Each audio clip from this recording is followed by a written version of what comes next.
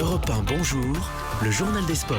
Samuel Etienne. 6h11 après le journal d'Hélène Zélani, on retrouve tous les sports avec Jérôme Lacroix. Comment ça va, Jérôme ? Très bien, vous. Bonjour à tous. Très bien, merci. À la une ce matin, une amende, mais alors salée. 100 000 € infligés au PSG. Alors même si à l'échelle de ce club de foot-là, le poids est moindre, il est rare que la commission de discipline de la Ligue frappe dans cette mesure au portefeuille. Amende suite aux dégradations le 1er avril de certains supporters parisiens ultra à Lyon lors de la finale de la Coupe de la Ligue PSG. Monaco, sièges arrachés, sanitaires saccagés.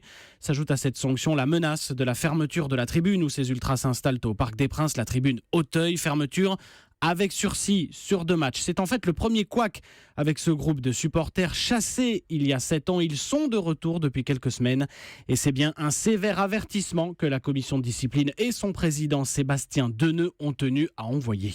Le signal qui a été envoyé par ces supporters-là lors de la finale de la Coupe de la Ligue nous paraît assez inquiétant. C'est donc une décision qui engage tout le monde, qui engage le Paris Saint-Germain dans la gestion de ces supporters, qui va engager également ce groupe d'ultras pour savoir quelle est la position qu'ils auront également vis-à-vis de ce club. Il est absolument hors de question que de tels événements se reproduisent. Des propos recueillis par Émilie Bonneau pour Europe 1. Côté terrain, l'affiche était à l'étranger et la griffe de l'ennui sur le derby de Manchester, 0-0 hier soir entre City et United. Donc match nul dans tous les sens du terme, si je comprends bien. C'est à peu près ça. Jérôme, le mot sport du jour. Chouchoute, c'est la chouchoute de Samuel Etienne. Ah oui, Kristina Mladenovic, la joueuse française de tennis, impressionnante hier au relevé tournoi de Stuttgart. Élimination d'Angélique Kerber. Alors d'abord une joueuse locale, elle est allemande et surtout classée 2e mondiale. Et oui. 6-2, 7-5 et qualification pour les quarts de finale. Une telle victoire sur terre battue, ô combien de bon augure à un mois du début de Roland Garros, mais cela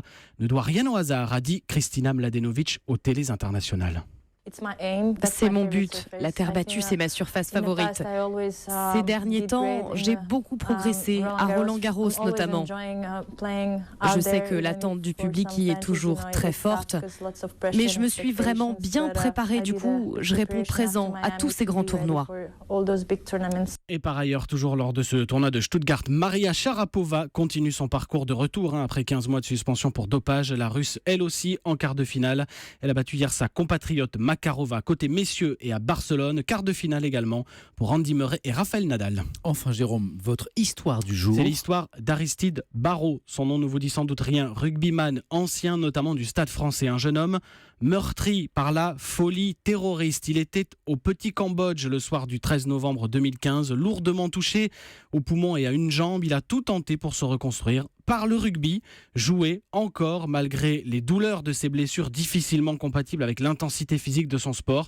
Il y est parvenu, un peu, partant notamment jouer pour un club italien, mais hier, à seulement 28 ans, il a dit « Stop, j'arrête ma carrière, mon corps », écrit-il dans une lettre, pour résumer, est détruit. Ouais, donc il arrête la compétition, mais il espère bien rester dans le monde du rugby, Exactement, un sport qui évidemment qui est très cher à son cœur. Un grand merci, Jérôme Lacroix.